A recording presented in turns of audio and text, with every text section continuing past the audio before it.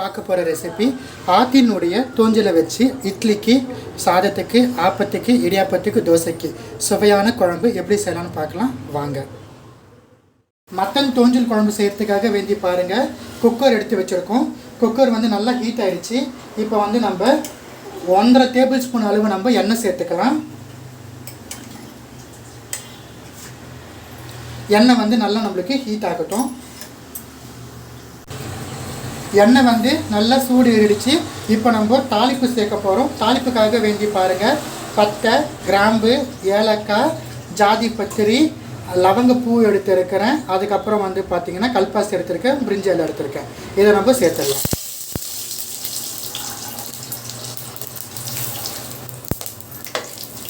தாளிப்பு சேர்த்துட்டு நல்லா ஒரு கைப்பிடி அளவு நம்ம என்ன பண்ண போகிறோம்னா, நறுக்கி எடுத்து வச்சுருக்கிற பெரிய வெங்காயம் ஒரு கைப்பிடி அளவு, நல்லா பெரிய சைஸ் வெங்காயத்தை எடுத்து நம்ம சேர்க்க போகிறோம்.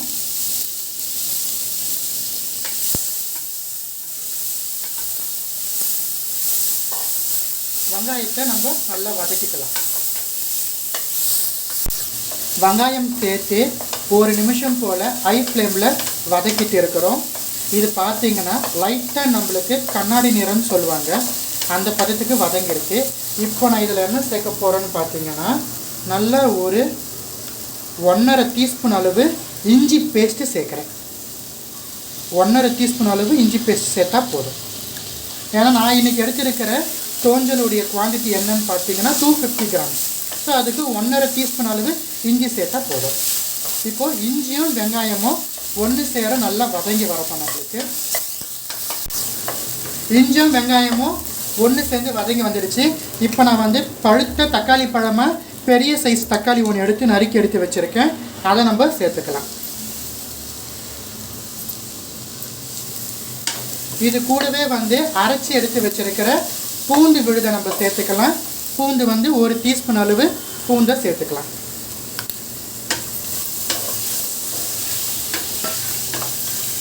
இது நல்லா வதங்கி வரத்தோன்ட்டு நம்ம புதினா தழையை சேர்த்துக்கலாம்.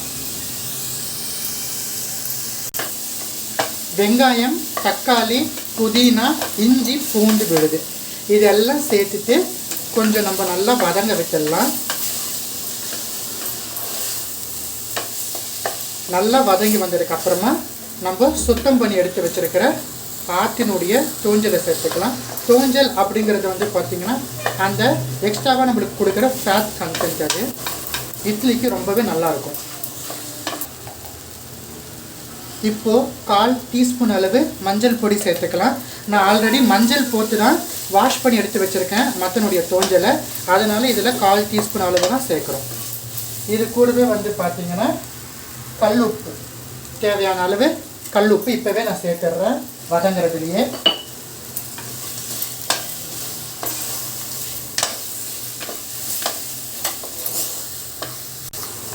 வெங்காயம், தக்காளி நல்லா வதங்கி வந்துடுச்சு. இந்த பக்கம் பாருங்கள், தோஞ்சலை வந்து நல்லா மஞ்சத்தூள், உப்பு போட்டு வாஷ் பண்ணி சுடுதண்ணில் ஒரு வாட்டி போட்டு வாஷ் பண்ணி எடுத்து வச்சுருக்கோம். இதை நம்ம இப்போது ப்ரெஷர் பேனில் ஆட் பண்ணிடலாம். தண்ணி இல்லாமல் சேர்த்துக்கலாம்.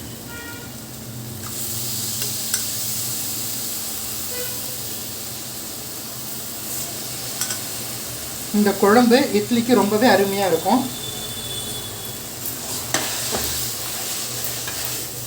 தோஞ்சலை சேர்த்துட்டு நல்லா ஒரு கலக்கிட்டு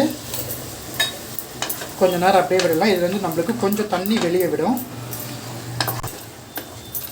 பாருங்கள், நம்மளுக்கு ஃபஸ்ட்டு அடியில் வந்து நல்லா பிடிச்சிருந்தது. இப்போ நம்ம இந்த தோஞ்சல் சேர்த்ததுக்கப்புறம் பாருங்கள், அது தண்ணி விட்டு அடி எதுவுமே பிடிக்காத அளவுக்கு நம்மளுக்கு வந்துடுச்சு. ஸோ ஸ்டார்டிங்கில் வதக்கும் போது அப்பப்போ கைவிடாமல் கிண்டனாலும் லைட்டாக அடி பிடிக்கும். அது நம்ம தோஞ்சல் சேர்த்ததுக்கப்புறமா அடி இல்லாமல் போயிடும். இப்போ நான் என்ன பண்ண போகிறேன்னா, கரம் மசாலா வந்து ஒரு 1/2 டீஸ்பூன் அளவு கரம் மசாலா சேர்க்குறேன் வாசனைக்கு. 3/4 டேபிள் ஸ்பூன் அளவு குழம்பு மிளகாய் தூள், மல்லி, அதுக்கப்புறம் மிளகாய், மஞ்சள் இதை சேர்த்து வச்சு அரைச்ச மிளகாய் தூள் வந்து 3/4 டேபிள் ஸ்பூன் ஆட் பண்ணுறேன். இப்போ நம்ம பெப்பர் சேர்க்க போகிறது இல்லை. இதை நல்லா வதங்கத்தோன்ட்டு தண்ணி விட்டு வேக வச்சு எடுத்ததுக்கப்புறமா பெப்பரும் அரைச்சி எடுத்து வச்சுருக்கிற தேங்காய் விழுதும் சேர்க்க போகிறோம். இப்போ நான் கொஞ்சமாக கருவேப்பிலை சேர்த்துக்கிறேன். கருவேப்பிலையை சேர்த்துட்டு ஒரு வாட்டி நல்லா வதங்க வச்சு தோஞ்சல்லேருந்து ரிலீஸ் ஆன தண்ணி ஃபுல்லாக நம்மளுக்கு எவாப்ரேட் ஆயாச்சு. இப்போ நம்ம என்ன பண்ண போகிறோம்னா தண்ணி சேர்த்து வேக வைக்க போகிறோம் குழம்புக்கு. நான் வந்து குழம்புக்கு ஏற்ற மாதிரி தண்ணி வச்சுருக்கேன். நம்ம வந்து இது இட்லிக்காக செய்கிறோம், அதுக்கேற்ற தண்ணி நம்ம ஆட் பண்ணிக்கிறோம். நான் வந்து எனக்கு குழம்பு எவ்வளோ வேணுமோ அவ்வளோ மொத்தம் நான் தண்ணி சேர்த்துருக்கேன். உங்களுக்குமே குழம்பு எந்த அளவுக்கு வேணுமோ நீங்கள் தண்ணி அதுக்கேற்ற மாதிரி ஆட் பண்ணிக்கலாம். இதில் கொதி வரும்போது நம்ம வேக வைத்து எடுத்துக்கலாம். மீன் வயல் வந்து உப்பு காரத்தை செக் பண்ணிக்கலாம். குழம்பு நல்லா கொதிக்க ஆரம்பிச்சிடுச்சு. இப்போ நான் வந்து மிளகுத்தூள் சேர்த்துட்றேன். மிளகுத்தூள் பார்த்தீங்கன்னா 3/4 டீஸ்பூன் அளவு சேர்த்துருக்கோம்.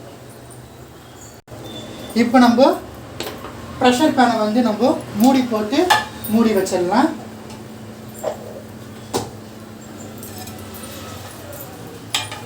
நல்லா கொதி வந்ததுக்கு அப்புறமா ப்ரெஷர் பேனை நம்ம மூடணும். ஸோ மேலே வந்து நம்மளுக்கு ப்ரெஷர் வந்து எப்பயும் ரிலீஸ் ஆக ஆரம்பிச்சிடுச்சு. இந்த மாதிரி ப்ரெஷர் வந்ததுக்கு அப்புறமா தான் நம்ம வெயிட் வந்து மேலே வந்து நம்ம ஆட் பண்ணணும். இப்போ இது நம்மளுக்கு வந்து பார்த்தீங்கன்னா தோஞ்சல் அப்படிங்கிறதுனால 2 விசில் மொத்தம் நம்ம வித்தி எடுத்துக்கலாம். 2 விசில் வித்திருக்கு அப்புறமா நம்மளுக்கு சுவையான தோஞ்சல் குழம்பு இட்லிக்கு ரெடி ஆகிடும்.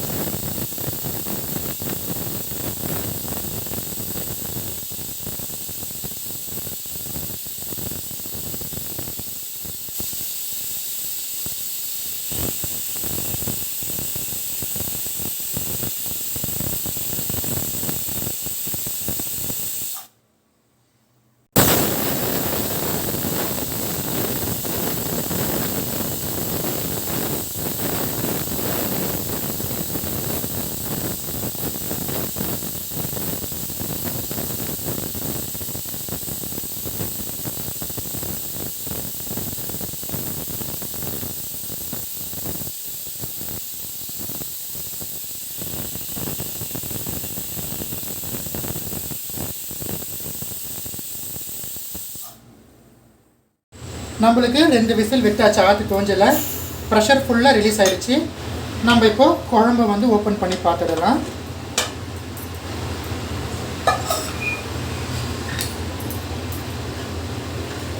நல்லா வெந்துடுச்சு.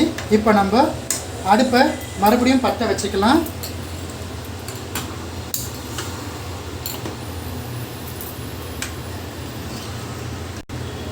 குழம்பு பற்ற வச்சு நல்லா கொதிச்சுட்டு இருக்கு.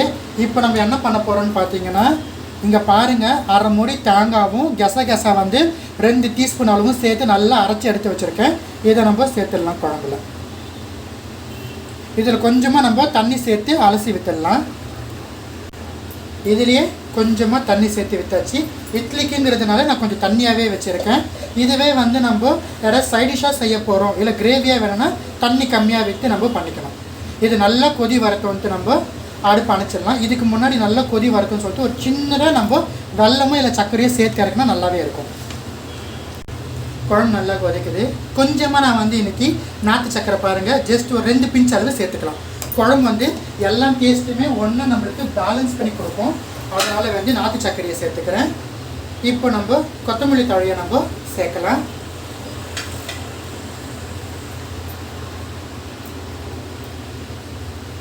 தேவையான அளவு கொத்தமல்லி தழையை சேர்த்து குழம்பு நல்லா கொதிக்க விட்டு அடுப்பை நம்ம அணைச்சிடலாம். குழம்பு நம்மளுக்கு நல்லா கொதித்து வந்துடுச்சு. ரொம்பவே சுவையான வெள்ளாத்து தோஞ்சல் குழம்பு நம்ம செஞ்சுருக்கோம். இட்லிக்கு வேறு லெவலில் இருக்கும். ஆப்பத்துக்கு, இடியாப்பத்துக்கு, தோசைக்கு ரொம்பவே கலக்கலாக இருக்கும். இதையே நம்ம செதுர, அதாவது கிரேவி கன்சிஸ்டன்சியில் நம்ம பண்ணோம்னா ரைஸுக்கும் நல்லாயிருக்கும். ஸோ இப்போ நம்ம குழம்பு ஆஃப் பண்ணிடலாம். ரொம்பவே சுவையான ஆற்றினுடைய தோஞ்சலை வச்சு இட்லிக்கு ஆப்டாக ஒரு குழம்பு எப்படி செய்யுதுன்னு உங்களுக்காக வந்து செஞ்சு காமிச்சிருக்கேன். இந்த ரெசிபியை நீங்களும் உங்கள் வீட்டில் ட்ரை பண்ணி பார்த்து எப்படி இருந்துன்னு எனக்கு கமெண்ட் செக்ஷனில் சொல்லுங்கள். வேறு ஏதாச்சும் ரெசிபிஸ் நான் உங்களுக்கு செஞ்சு காட்டினோம்னா கமெண்ட் செக்ஷனில் கேளுங்கள். கட்டாயமாக உங்களுக்காக வந்து செஞ்சு காட்டுறேன். நன்றி, வணக்கம்.